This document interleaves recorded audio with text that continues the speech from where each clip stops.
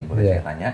Jadi yang saya amati di Indonesia ini kan ada beberapa orang dan banyak di antara di dalam anggota-anggota keluarga ini ada yang diberikan ujian, dia itu keras hati, kaku hati dan lain-lain sehingga akhlaknya mungkin tidak sesuai. Justru dia membuat keluarga lainnya itu dia marah, memendam dan lain-lain, akhirnya mungkin jadi sakit. Kemudian dia sendiri juga ditegur sakit dan lain-lain. Nah, bagaimana cara kita untuk menyikapi keadaan beliau kepada beliau ini supaya kita tidak sakit dan juga beliau juga tidak ditegur dengan sakit. Jadi karena banyak orang yang belum tahu nih masih melakukan itu mengulang-ulang setiap hari, setiap tahun mungkin dengan kata-kata atau apa yang kurang ini akhirnya dia membuat anaknya marah, memendam atau sedih atau takut tahunan tiap hari digituin, nah akhirnya sakit anaknya. Ada yang sampai mungkin wafat atau suaminya digituin atau istrinya digituin gitu, bisa sebaliknya dan dia tidak sadar karena memang pengetahuan ini kan belum banyak ya di Indonesia tahu dan kejadiannya banyak banget orang yang nggak merasa sadar bahwa dia sebenarnya perlahan-lahan membunuh anggota keluarganya sendiri. Membunuh anggota keluarga. Tapi dia nggak sadar gitu. Saya pikir, nah bagaimana kita menyikapinya demikian supaya menghadapi orang yang belum tahu tapi dia merasa tidak salah gitu ya, atau misalnya memperbaiki diri kita sendiri juga jangan sampai kita melakukan itu karena kita kan sayang sama keluarga kita, jangan sampai kita penyebab mereka sakit dan lain-lain seperti itu. Iya, bagus. Ya ini bagus sekali nih Mas Kiki. Jadi beberapa pasien-pasien saya memang sakit itu memang dari proses berantem di dalam keluarga, marah di dalam keluarga. Saya mengamati, mempelajari, kemudian diizinkan oleh Allah Ta'ala diberi cara untuk menyelesaikan persoalan-persoalan itu. Sebenarnya persoalan itu cara menyelesaikan juga ada dalam Quran. Sudah dijelaskan. Dalam sunnah itu juga jelas dalam kehidupan sehari-hari. Jadi sebenarnya kalau kita itu cinta kepada Rasulullah itu bukan hanya menyanjung-nyanjung aja. Menyanjung sih boleh dianjurkan, tetapi kan ya hati-hati, ada Allah kan begitu ya. Persoalannya itu adalah bagaimana kita itu menyontoh dari uswatun hasanah, dari contoh yang baik dari Rasulullah itu. Sebenarnya kan itu. Nah, selama ini yang saya amati banyak kajian-kajian itu diberikan itu ilmu-ilmunya saja, jadi pengetahuannya saja. Umpama diceritakan tentang keluarga yang sakinah, keluarga yang saling pengertian, titik di situ. Jadi tidak sampai mendalam ceritanya, istilahnya. Kemudian sabar ya, hanya cuma sebatas sabar saja. Kemudian jarang yang sampai detail ke arah bagaimana sih orang itu berlaku sabar, itu nggak ngerti. Karena kadang-kadang yang memberikan ilmu itu pun sebenarnya juga gampang tersinggung. Jadi dia nggak tahu bahwa ada orang di luar sana itu yang melihat, mengamati gitu. Jadi, nah untuk keluarga-keluarga yang seperti itu, saya belum menceritakan yang langsung ditanyakan Mas Kiki, tetapi bagi kalangan muda, bagi kalangan yang belum nikah atau nikah awal ini sebaiknya belajar beneran agama, kan gitu ya. Belajar bener agama itu sehari-hari apa? Sholat, baca Quran, itu yang sehari-hari bisa dikerjakan. Kemudian apa? Hormati orang tua.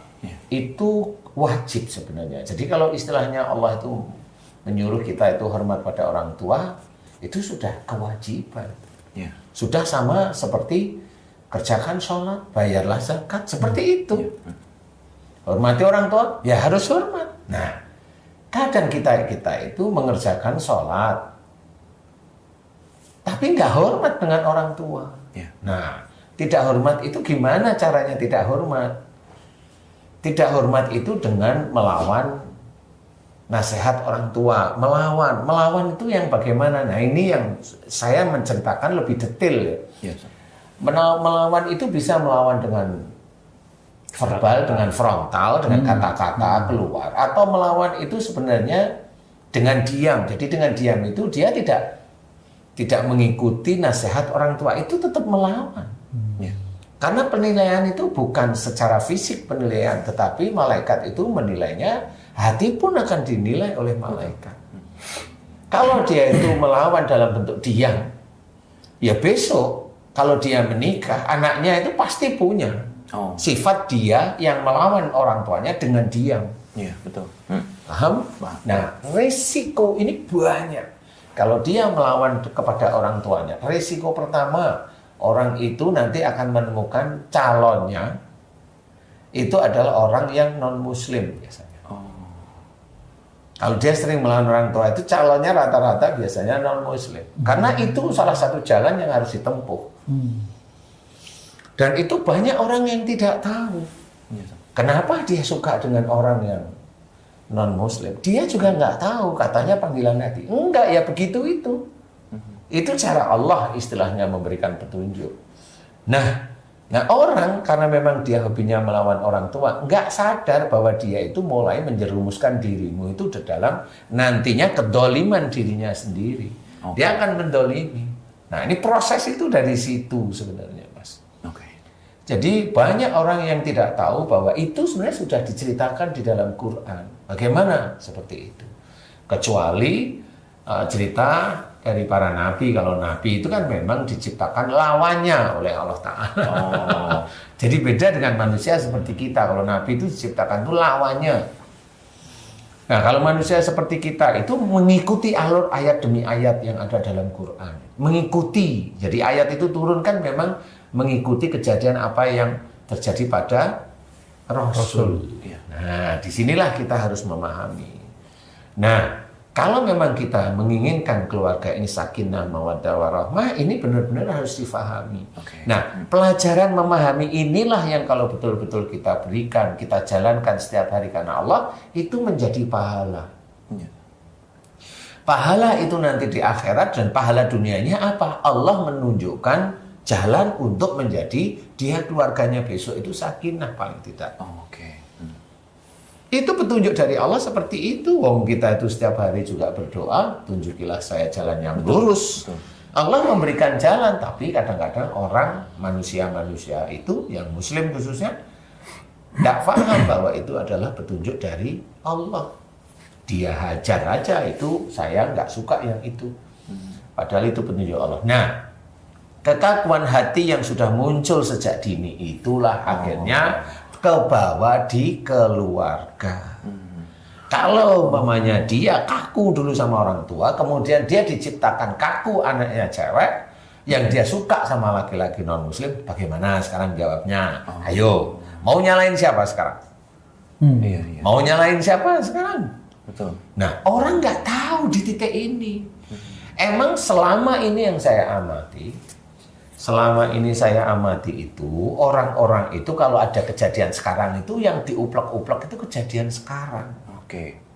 Padahal Allah itu sudah menuliskan kejadian sekarang itu terjadi karena dulu. Loh kenapa karena dulu? Lah kan sudah diceritakan wa ma asabakum min musibatin fa bima kasabat saydikum. Apa saja musibah yang kau terima saat ini disebabkan dari buah tanganmu. Yang jelas. Kan buah tangan kan nggak mungkin besok kan dulu. Sudah tercatat oleh para malaikat dan malaikat itu melaporkan pada Allah, kemudian Allah menentukan takdir demi takdir yang katanya ada takdir harian. Kata orang-orang dakwah itu loh ada takdir harian, ada takdir mingguan, ada takdir bulanan kan seperti itu. Nah inilah yang terjadi sebenarnya. Bukan takdir dapat uangnya, jangan. Takdir orang muslim itu kalau takdir dapat uangnya yang digembar-gemborkan. Coba takdir dia itu sakit, gembar-gembor nggak? Gimana cara menyelesaikan sakitnya? Betul. Gimana cara menyelesaikan? Ini Ustadz, anak saya itu suka dengan orang non-muslim umpamanya. Lah itu gimana caranya? Akhirnya pakai hipnotis, pakai cara-cara siluman, pakai cara-cara ini. Bagaimana cara ilahiyah? Nggak tahu. Cara ilahiyah itu malah yang kembali ke zaman dulu yang dia sering melakukan dosa. Itu cara-cara Allah itu seperti itu. Kembali yaitu dengan tobat. Lah kan sudah dijelaskan dalam Quran. Cuma orang itu maunya instan. Anak saya gimana caranya nggak dengan itu? Lah. Kan seperti itu. Bagaimana anak saya sakit, gimana? Ini sudah katanya imun nggak ada obatnya. Kalau saya masih senyum-senyum aja. Iya, kalau menurut ilmu kedokteran, imun nggak ada obatnya. Yeah. Kalau di Islam ada, sudah banyak kok ditulis. Yeah. Ya, disinilah kita harus memahami bahwasannya yang terjadi saat ini, kekakuan orang tuanya itu bisa menjadikan kematian anggota keluarga yang lain. Saya jawab, insya Allah iya. Karena ayahnya kaku, keras sama ibunya, dia jengkel si anak cewek ini. Ini saya cerita karena memang saya pengalaman dengan para pasien. Si cewek ini jengkel sama ayahnya. Walaupun saya lihat si cewek ini dia emosionalnya nggak terlalu tinggi, tapi marah sama ayahnya. Dia kenanya apa? Pada saat ketemu sama saya, kenanya apa? Kanker ovarium. Ada yang kanker leher rahim. Banyak kasus seperti itu. Karena apa? Emang orang tuanya seperti itu. Nah, yang seperti itu tidak pernah orang tua Muslim itu memahami kenapa anak saya seperti itu. Dia hanya cuma bagian bahwa anak saya ujian untuk saya. Iya, ujian yang mana? Iya. Karena kesalahan yang mana maksudnya bisa jadi. Mana orang tahu kesalahan yang mana? Nah, itu dia. Dia hanya bilang ujian. Ujian kan belum tentu orang Muslim itu bertanya di dalam hatinya kesalahan saya yang mana, walaupun itu ada, tapi sangat kecil. Banyak saudara kita yang nggak mau, bukan tidak mau disalahkan, tidak mau berkaca, tapi dia selalu bilang ayo muhasabah, tapi nggak mau berkaca. Itu kalau dia selalu bilang ayo muhasabah, tapi tidak pernah berkaca dengan keadaan, itu dianggap oleh Allah Ta'ala munafik. Itu Allah yang menganggap. Kalau saya memberikan ilmunya saja, itu munafik. Kamu jangan bilang gitu. Ayo muhasabah itu betul, muhasabah itu evaluasi dari kesalahan-kesalahan dulu. Kalau evaluasi iman nggak usah dipikirin iman, malah jadi sombong nanti. Berarti itu Pak Ustadz, maaf Pak Ustadz, itu catatan-catatan yang terhadap perbuatan kita itu bukan hanya nanti ditunjukkan di akhirat, tapi di dunia dalam kita hidup ini sudah mulai diperlihatkan sebenarnya oleh Allah itu. Iya, kalau kita mau memahami itu ya Pak Ustadz. Iya, makanya sebenarnya pendalaman tentang agama ini sangat-sangat jarang. Jadi orang itu selalu disodorkan, oh kamu masuk surga, oh kamu sedekah masuk surga. Orang sedekah kok langsung bilang, oh kamu masuk surga. Itu nggak boleh. Dia nggak tahu sedekahnya berapa kali, bohongnya berapa kali, sedekahnya itu nyuri apa enggak. Niat sedekahnya juga. Nah, niat sedekahnya untuk apa? Nggak boleh seperti itu. Jadi kalau orang yang baik, sedekah ya jalankan semuanya karena Allah, satu. Dari harta yang halal, yang thayyib, dua. Kan gitu ya. Semuanya itu harus dinena. Mudah-mudahan nanti amal solehmu diterima oleh Allah, itu yang benar. Tapi kan nggak bisa kamu masuk surga. Nggak bisa. Kamu sedekah, kamu nanti dapat balasan. Kalau masih dapat balasan, masih benar itu ngomong gitu. Waktu dia sedekah, kamu nanti kaya. Lah itu yang nggak boleh seperti itu. Jadi memastikan itu ya boleh seperti itu. Nah, kebanyakan orang-orang itu orang Muslim itu aja yang cari. Orang Muslim itu harusnya melakukan semua yang dikerjakan di dunia ini semata-mata karena Allah. Tetapi kebanyakan ngajarinya itu melakukan ibadahnya rata-rata hanya untuk dunia. Contoh, orang baru hijrah. Ini hanya contoh loh Mas. Baru hijrah, dia langsung ngomong, musik haram. Ini baru hijrah dari musik. Dia langsung ngomong beberapa bulan, musik itu haram. Mengajak orang untuk minum-minum ini. Baru hijrah. Lah hijrahnya dia itu dapat ilmunya seberapa? Kan belum banyak. Baru dia dapat ilmunya dari gurunya. Oke, nggak ada masalah. Tapi dia sudah taubat belum? Pada saat dia dulu jadi pemusik, dia ngajak orang itu berzina terus. Dia ngajak orang itu minum minuman keras terus. Kalau dia ngajak tiap kali dia manggung, dia ngajak jutaan, emang dia tobat sekali cukup? Iya, betul. Pakailah otak. Jangan terus akhirnya nyalain saudara yang lain yang belum hijrah. Gak perlu. Kalau saya mikir, kamu sendiri itu belum tentu kamu hijrah itu bisa langsung masuk surga. Loh, itu kan sudah diceritakan umpamanya. Oh, itu kan sudah diceritakan kalau hijrah itu pasti masuk surga. Tidak. Saya ketahui dalam surat An-Nisa, seseorang yang hijrah mau melakukan sesuatu perbuatan baik, kalau sebelum dia menjalankan, dia meninggal, oleh Allah Ta'ala ditulis pahalanya. Pahala, bukan surga. Oke. Pahala harus dihitung lagi. Nah, itulah Allah begitu. Hitungnya apa? Dosamu seberapa dulunya. Jangan merasa baru itu hijrah kemudian pahala terus menghapus dosa. Enggak bisa hitung-hitungan kayak gitu. Hitung-hitungan ya 1 tambah 1, 2. Ini untuk kita tambah-tambahan. Jangan merasa, loh itu kan haknya Allah. Kalau mau saya tobat sekali langsung semua dosa dihapus. Emang kau nabi? Iya. Emang kau istrinya nabi? Emang kau anaknya nabi? Nggak bisa seperti itu. Berpikirlah yang logis. Islam itu logis. Hijrah itu bukan tempat seperti itu. Akhirnya apa? Dia bukan hijrah dengan total, akhirnya menyakiti saudara-saudaranya yang lain. Nah, kan dosa lagi jadinya. Merasa lebih baik. Merasa lebih baik dan benar. Pikir seperti itu, mau ngomong itu harus ditata. Apalagi dia sudah dengar dari gurunya pasti. Kalau menasehati orang di umum, nggak bisa. Kan nggak boleh dalil hadisnya. Benar kan? Tidak menjaga kehormatan saudara. Nah, Menjatuhkan. itu seperti memakan bangkai saudaranya sendiri loh. Kan begitu, akhirnya ilmunya dia mentok. Inilah yang harus kita pikirkan. Hati-hati di muka umum itu. Nah, disinilah tadi akan ditemukan bahwa orang yang kaku hati emosional akan menjadikan keluarganya berantakan. Padahal kalau umpamanya yang kaku hati itu seorang imam laki-laki, dan dia nanti harus ku anfusakum wa ahlikum naro. Dia harus jaga dirinya dan keluarganya dari api neraka. Dia kaku, sadar nggak dia kaku? Nah, itu. Allah sudah menceritakan, ya, lemah lembutlah kamu kepada mereka. Jadi seorang muslim itu harusnya kalau dia taat itu lemah lembut kepada siapapun. Betul. Apalagi keluarga sendiri. Apalagi keluarga sendiri, karena ada ayat yang khusus. Harus seperti itu dikerjakan. Itu susah, memang susah. Namanya masuk surga itu susah. Bukan hanya menghujat orang, bukan. Mana Rasul menghujat orang? Katanya sayang pada Rasul.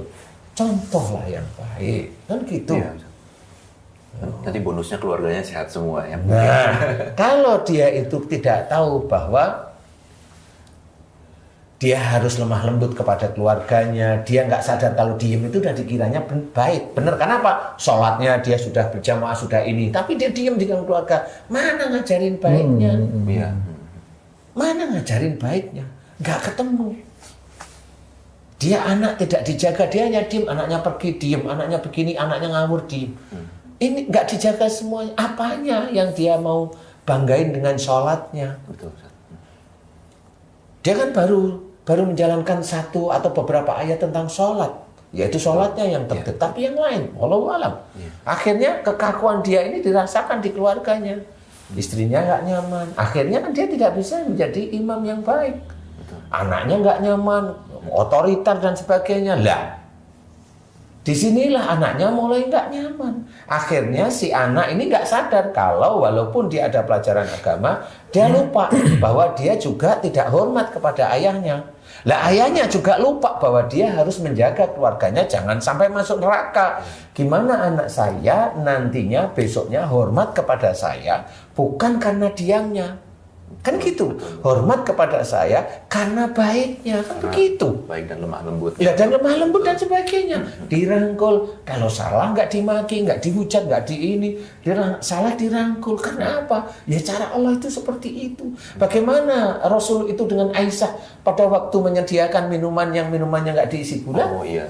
Pakailah otak. Iya. Nggak langsung marah ya. Nggak langsung marah.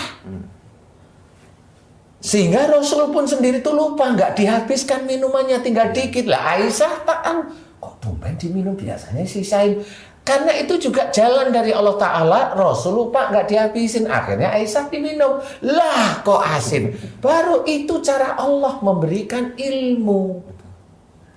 Allah itu memberikan ilmu kepada kita. Jadi ada unsur Rasul tidak marah pada istrinya. Betul. Ada unsur Rasul lupa tidak dihabiskan. Itu dari Allah sebenarnya. Sehingga Aisyah ini sendiri ada ilmu dari Aisyah itu ingin meminum. Itu kan petunjuk dari Allah Ta'ala. Semuanya petunjuk dari Allah Ta'ala. Kenapa hanya cuma Masya Allah Rasul begitu hebatnya? Ya hanya mulut tok itu ngapain? Contoh beliau itu kan contoh yang baik. Enggak. Hanya Masya Allah, Masya Allah, Masya Allah, Subhanallah, Subhanallah. Boleh, nggak salah itu. Contoh lah itu. Iya. Contoh kalau saya bilang. Contoh, dan contoh terus. Karena kebanyakan kita-kita itu enggak seperti itu. Betul. Emang kita membanggakan Rasul itu, terus kita itu besok dapat syafaat. Belum tentu kalau kelakuannya masih kurang ajar. Iya. Belum tentu. Allah itu maha pandai. Apa gunanya hisab? Dihisab semuanya. Perilaku itu nggak cuma di mulut. Hati dan perilaku sehari-hari juga ditentukan oleh Allah Ta'ala. Dihitung oleh Allah Ta'ala.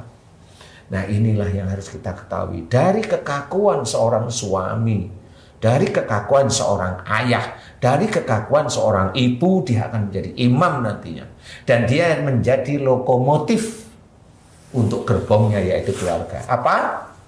Kalau ayahnya masuk neraka, Ikut semua. semuanya akan ikut. Nah itulah sebenarnya yang harus kita pikirkan. Iya. Jadi menjadi seorang imam itu sulit. Betul. Sangat sulit. Bukan hanya cuma memberikan uang untuk ini senang. Iya. Tidak bisa. Sulit. Sulit. Kalau saya bilang sulit. Saya pun diizinkan untuk dakwah oleh Allah Ta'ala. Itu saya juga merasa sulit. Betul. Saya harus berkata-kata gimana itu yang mendengarkan itu paham. Paham tanpa tersinggung. Tanpa tersinggung itu kan saya harus Ya, berpikir. Tanpa sakit hati dan ada ilmu yang kuat yang bisa sampai ke yang sampai kepada para jamaah. Itu sulit.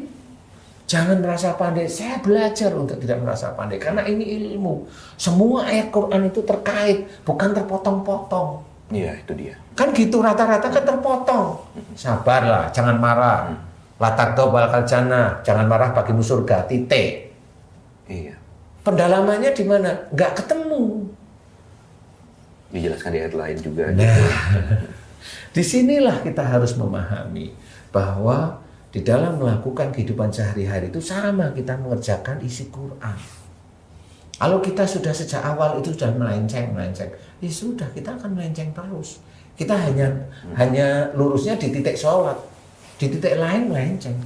Wong kita sendiri itu ngecek saudara kita yang lain itu nggak boleh kok. Iya betul. Betul ya? Betul. Nah itu kalau kita itu di taklim itu ngecek seseorang saudara kita, nggak boleh. Menjatuhkan kehormatan. Iya itu nggak boleh. Justru contohnya harus menjaga kehormatan. Harus menjaga kehormatan kalau itu saudara kita. Betul. Iya kan?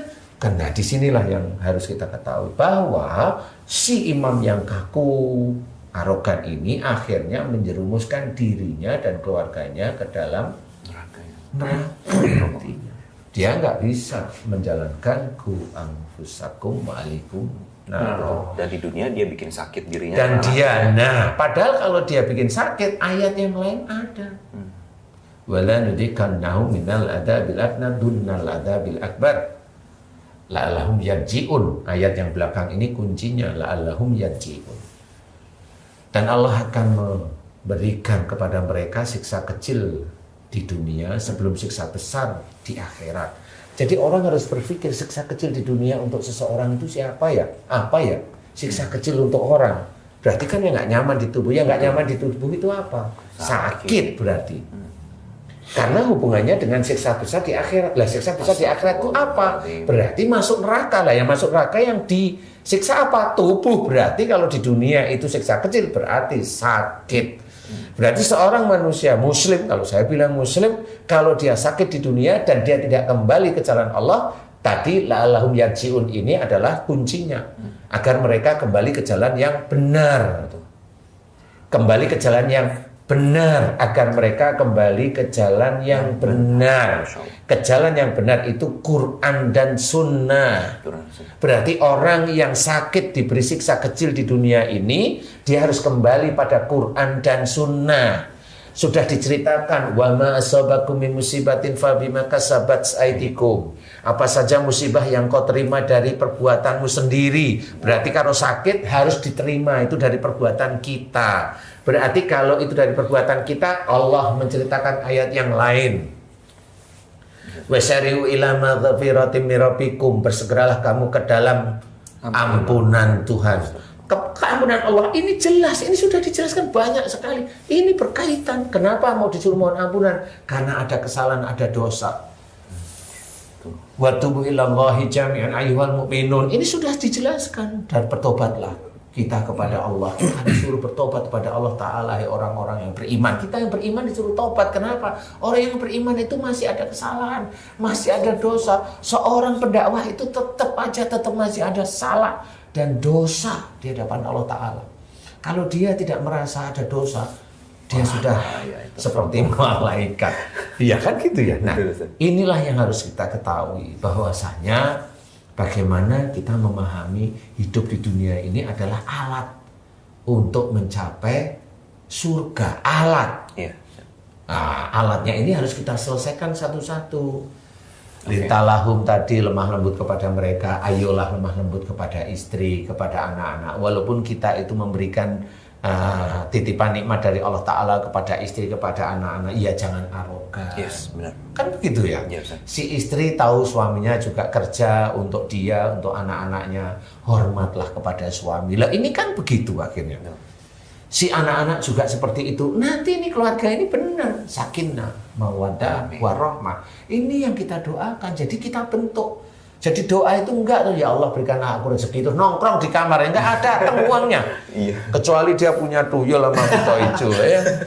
Dan disinilah yang harus kita ketahui.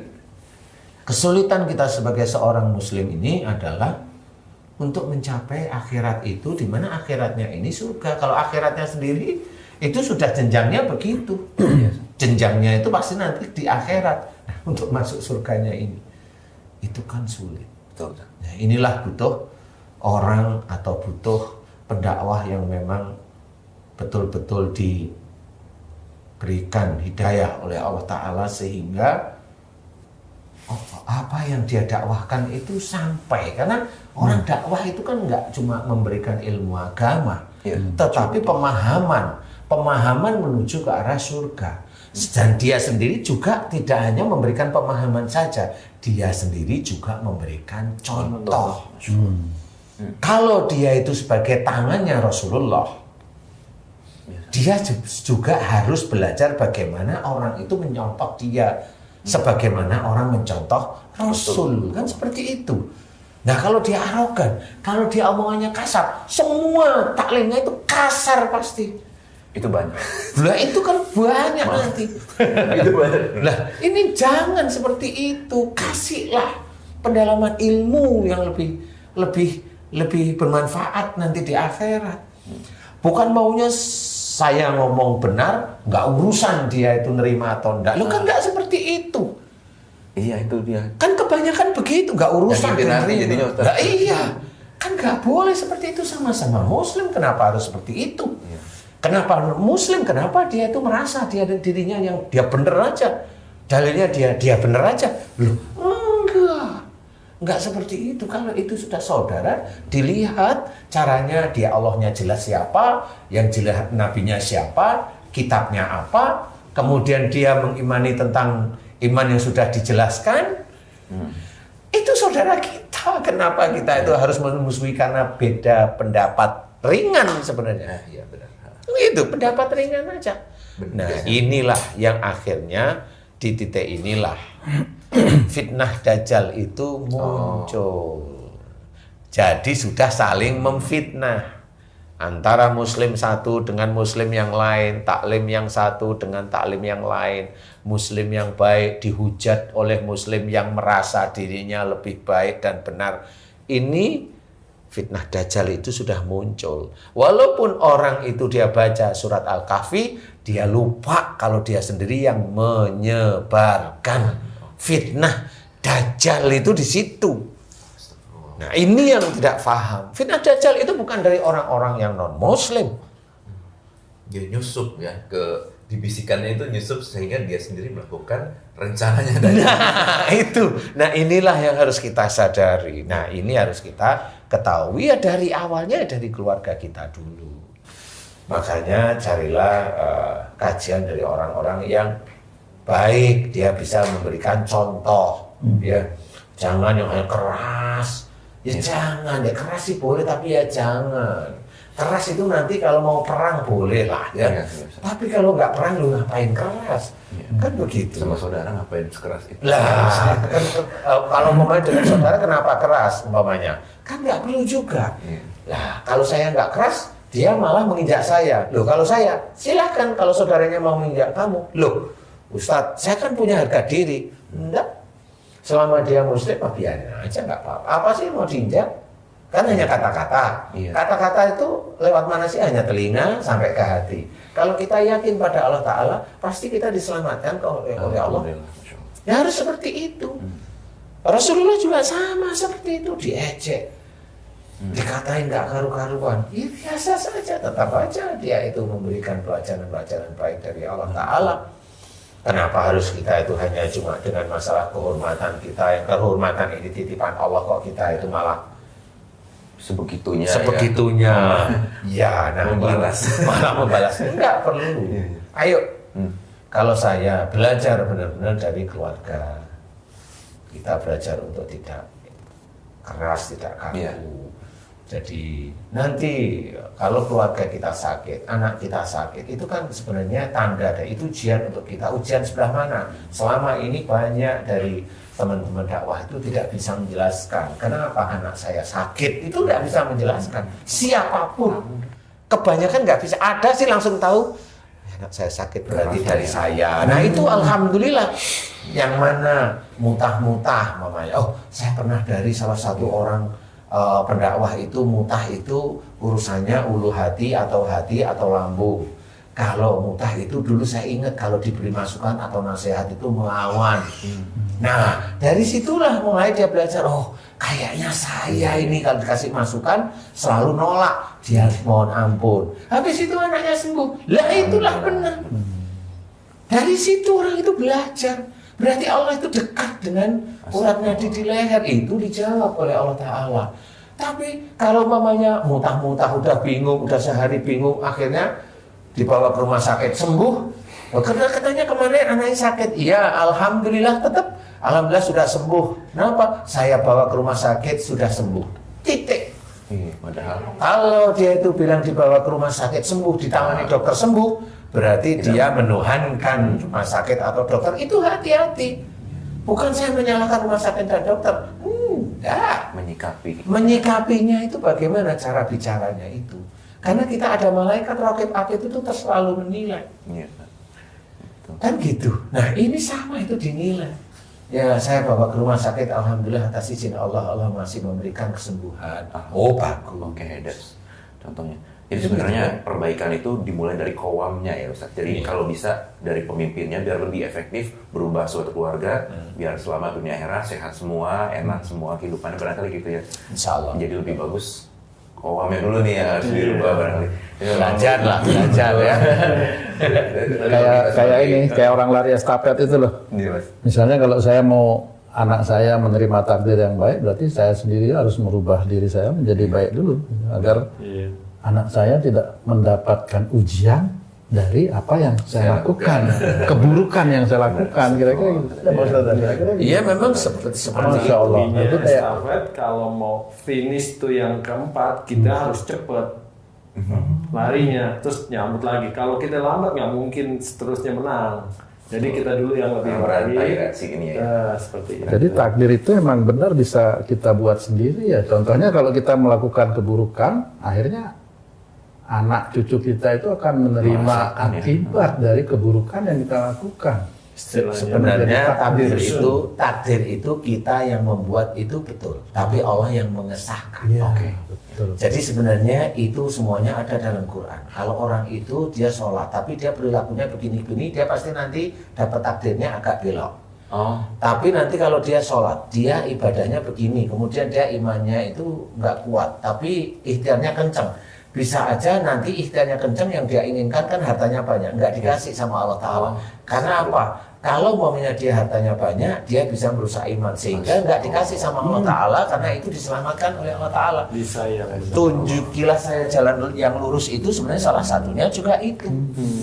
Tapi orang protes, kenapa? Saya sudah sholat, saya sudah puasa, saya kok masih begini aja ya Allah. Nah akhirnya dia suatu ketika ada pada saat dia sholat, ada yang menghujat Allah di otaknya. Nah itu skizofrenia. Banyak masalah-masalah penyakit yang berhubungan dengan kehidupan seseorang itu sehari-hari. Dan inilah sebenarnya dia merencanakan takdirnya sendiri. Allah tinggal mengesahkan aja. Kun. Kan gitu. Jadi kan gitu. Salah sendiri. Kan nggak bisa dia nyalain Allah Ta'ala. Karena semuanya itu sudah diceritakan dalam Quran. Nih kalau kamu melenceng ini, kalau kamu imannya sekian, ini kalau imannya tinggi, kamu amanahnya kurang, kamu ini nanti dapatnya yang ini. Itu kan dia bikin sendiri sebenarnya. Tapi kalau dia ingin bikin baik beneran, ya lurus lah kan gitu. Cari yang benar-benar orang yang memberikan kajian pemahaman ilmu agama itu benar-benar jelas. Tidak ngambang-ngambang begitu. Ngambang itu maksudnya itu kan kalau sedekah kaya, itu kan ngambang menurut saya. Kalau sedekah tolak bala, itu ngambang menurut saya. Kalau memang diharapkan sedekah itu bisa menolak bala, iya, tapi kan kita tidak tahu. Yang mau ngenain kita itu bala atau sesuatu yang memang kita tidak tahu, kan nggak tahu kita. Padahal kita punya persepsi sendiri, padahal Allah tidak memberikan persepsi itu pada kita. Ya akhirnya kan itu persepsi kita. Sehingga pada suatu ketika apa yang kita kerjakan nggak sesuai dengan persepsi, protes. Nah, itu dia. Protes nggak cuma di mana-mana, protes ya di YouTube dikeluarin. Saya sudah sedekah, saya sudah ini ya protes. Lah memang ajarannya nggak seperti itu, makanya dia protes. Lah kan kenapa? Kan saya ngikutin dia, saya ngikutin orang top ini. Lah kan enggak, belum tentu benar itu. Itu yang dia lihat dan dia tahu aja di belakang itu ada dia kebaikan lainnya, dia mungkin nggak tahu dan dia nggak lakukan, makanya nggak dapat. Jadi dia lihat oh begitu gitu, padahal di belakangnya ada kerja keras atau apa, doa yang dia pahala sedekah itu kan Allah yang menentukan, dia, ya, Mas, bukan kita yang mengharuskan Allah menjadikan. Memberikan itu ya, mindset betul. kita. Karena pada saat mamanya kita bersedekah, pahalanya itu bisa aja keilmuan agama kita itu lebih tahu. Nah ini dia. Akhirnya akan diberi pahala, wujudnya apa? Hidayah. Nah, itu kan lebih mulia daripada hanya cuma sekedar balasan sedekah materi. Betul. Mulia itu benar-benar nanti di akhirat. Kalau materi itu dia benar. Justru pada saat kita sudah meninggal di dalam kubur kita, begitu kita tahu dulu kita pernah diberikan hidayah untuk sholat, itu jauh lebih berharga daripada kita tahu dulu kita dapat uang berapa miliar gitu ya. Karena terus kita tidak gunakan untuk kebaikan gitu. Jangan miliar lah, jangan miliar. Yang sekian juta saja. Mereka tetap ngiler. Yang sekian juta juga yang manfaat. Iya. Kayak gitu jadi Paham juga. Haji. Mas Gigi harus sering datang nih Ustaz ya. Iya. Sering ngobrol bareng sama kita. Iya benar-benar. Saya terus di rumahnya. Kayaknya banyak nih selain rumah tangga tadi kerjaan juga banyak. Iya betul. Iya benar. Misalnya bos kita kan ya mungkin aku jadi kita di industri ya pertelevisian dan lain-lain, entertain dan lain-lain, itu menghadapi kan banyak yang atasan kita yang keras banget gitu ya Mas ya, masih pengalaman pasti kan.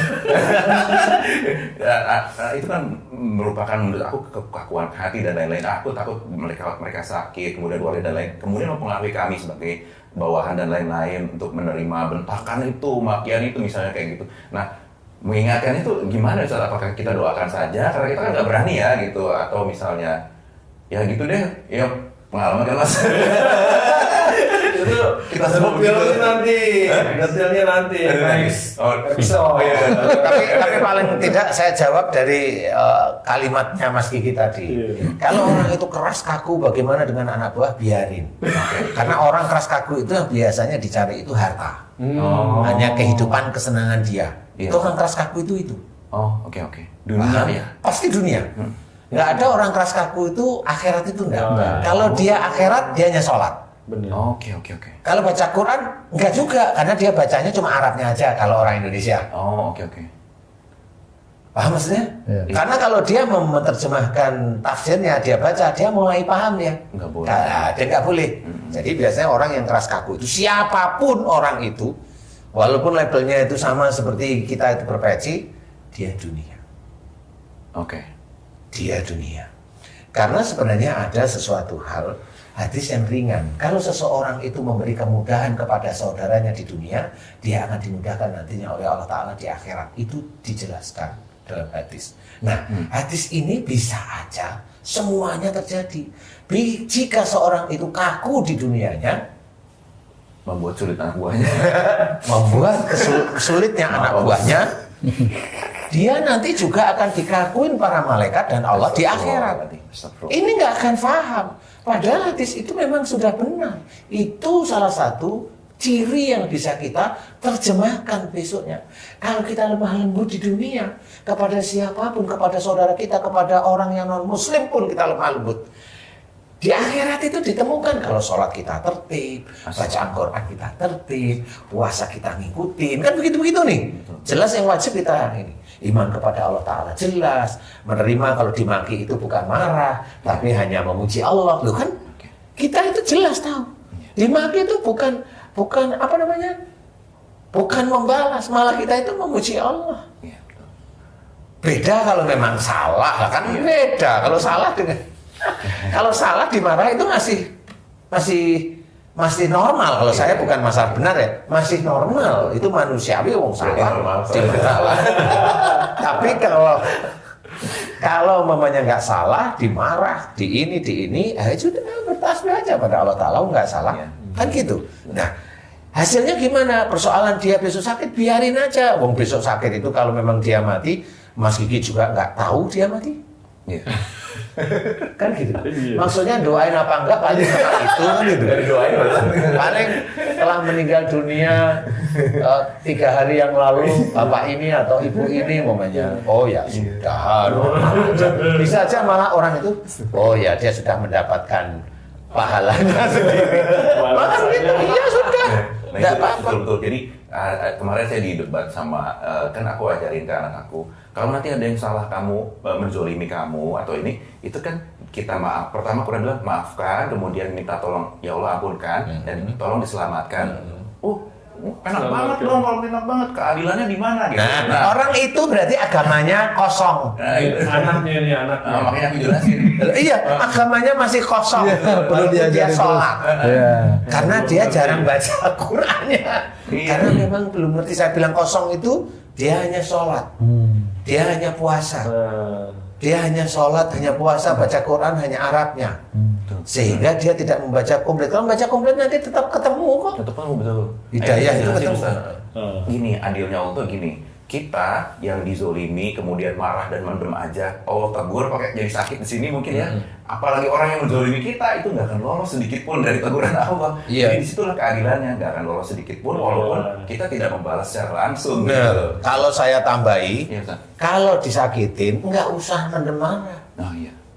Memuji Allah aja lah. Kenapa? Nanti kalau memuji Allah, nanti Allah akan memberikan rezeki di tempat lain. Lo kan seperti itu. Solusi. Nah itu solusinya begitu, bukan masalah Allah aja. Nggak perlu. Nggak perlu ya marah atau protes. Nggak perlu. Karena apa? Loh, kita itu kan sudah dijelaskan. Tunjukilah saya jalan yang lurus. Betul. Nih. Kalau memang kita itu tahu bahwa semua kehidupan kita itu ujian, berarti yang kita hadapi itu adalah ujian. Kalau sudah banyak orang-orang yang dakwah itu bilang ujian itu untuk meningkatkan iman, kan gitu. Saya tambahi lagi, kalau lulus. Benar, Ustaz. Iya gitu. Iya, benar. Harus dengan kalau lulus. Iya. Loh kalau lulus itu ditambahin? Enggak, tetap kalau lulus. Kalau kamu nggak lulus, ya enggak. Iya. Kalau lulus, ya itu meningkat imannya. Karena apa? Ngerti. Karena ujian yang kita hadapi itu tidak kita dengerin. Hadapi itu berarti kita selesaikan. Harus ujian itu kita selesaikan. Kalau Allah memberikan ujian bagaimana susahnya cari uang dan pada saat susah dia dimaki orang, itu Allah itu akan memberikan petunjuk, akan diberi jalan nantinya kalau kamu bisa lulus menghadapi itu. Amin. Ya Rabbal Hal lulusnya adalah dengan memuji Allah dan terima cacian itu dengan lapang dada. Itu dianggap oleh Allah Ta'ala lulus, tunggu aja. Amin. Kan gitu. Tapi banyak orang muslim yang diuji oleh Allah Ta'ala dengan sakit, nggak mau berikhtiar tobat. Tobatnya kalau dokter sudah bilang nggak ada harapan, baru dia Astagfirullah. manggil para ustadz datang suruh doain biar sembuh. Kalau saya mau nggak seperti itu caranya. Iya, Ustaz. Harus sejak dini itu belajar biar nanti kalau ada kesulitan diselesaikan oleh Allah. Yang nyelesain kesulitan kita itu bukan kita kok. Benar, Ustaz. Benar. Benar gak sih? Benar. Yang menyelesaikan kesulitan itu siapa? Allah. Tapi bagi Pak Haji J, yang menyelesaikan kesulitan itu kadang-kadang Pak Haji J sendiri. Kesulitannya, ngepel. Selesain dia ngepel. Nah, selesai juga. Betulin pintu. Diselesain juga. Selesai. Apa itu ya? Mereka dari Maisuri. Aku nggak tahu. Mesti sering-sering datang sini dah. Oh iya, siap. Kok nggak jawab sih? Jadi intinya kita harus paham ujian itu memang selalu ada di depan, di sekitar kita. Kita selesaikan dengan baik. Ya, Ustaz. Jangan karena kita tidak suka dengan dalil yang orang lain, di mana dalil itu sebenarnya kita tidak tahu, jangan bilang haram itu, oh nggak boleh. Ya. Kalau dia lihat, kita lihat, oh, itu yang dilakukan masih benar, masih ini, masih. Oh, dia hanya salah biasa aja sebagai seorang manusia. Ya sudah, tak apa-apa, biarin aja. Namanya manusia salah itu normal kok. Bukan kita yang hebat-hebat aja. Karena takutnya besok nggak taunya orang yang sukanya menyalahkan orang lain itu malah dibuka aibnya seseorang. Astagfirullahaladzim. Nah, itu seperti itu bisa, Mas. Iya. Bisa itu. Memang dia tidak merasa, tapi ya nanti akan terbuka. Makanya kita jangan sampai seperti itu. Belajar, ayo belajar. Jangan keras, jangan kaku, jangan emosional. Jangan merasa kalau momennya kayak Pak Haji J di rumah. Ya kalau Pak Haji J saya salut sama Pak Haji. Pak Haji J imam, tapi dia tidak merasa seperti imam kalau di rumah. Rendah hati barangkali beliau. Rendah hati itu Salah. Imam tapi nggak merasa itu salah. maksud saya itu mau cerita bisa sangat rendah hati. Istilahnya itu zuhud sekali gitu. Tapi ya nggak tahu ya. Jadi ini harus kita ketahui bahwa kita belajar jangan merasa kita itu mampu, jangan merasa kita itu pintar, jangan merasa kita itu kaya, jangan merasa kita itu hebat, jangan merasa kita itu terkenal, jangan merasa kita orang Indonesia, jangan merasa kita golongan A, jangan merasa kita bangsa ini, bangsa. Allah tidak melihat itu. Kenapa? Coba kita lihat satu ayat. Inna akramakum indallahi atqakum, itu kan sudah dijelaskan bahwa yang mulia di hadapan Allah itu adalah yang takwa, bukan bangsa. Jadi kalau masih ada orang dengan bangsa tertentu masih gaya itu, ya dia gaya aja. Dan orang yang masih ngikutin gayanya orang itu, dia akan menjadi gerbong orang itu. Bagaimana? Kalau dia ngajarin tetap salah, dia akan salah seumur hidup. Karena tidak diajarkan tobat, tidak diajarkan untuk menghormati saudaranya sendiri. Nah ini tidak boleh. Islam itu sudah disuruh oleh Allah Ta'ala. Kalau namanya Islam itu sudah keluarga, sudah saudara, sudah jelas. Jangan malah disakitin. Allah tidak menyuruh nyakitin. Ada orang munafik, Rasul juga gak memaki. Nah, itu dia. Ya kan gitu? Itu. Padahal itu juga umatnya nggak memaki. Nah inilah yang harus kita contoh. Itu yang jelas munafik aja, Rasul enggak. Bagaimana dengan kita? Kita itu memaki. Ya. Padahal kita Rasul bukan, Nabi bukan, sahabat bukan, keluarga bukan, memaki malah. Merasa lebih baik. Merasa lebih baik ya. Nah itulah. Mudah-mudahan ini bisa menjadi Amin. Begitu ya. Makasih Ustaz.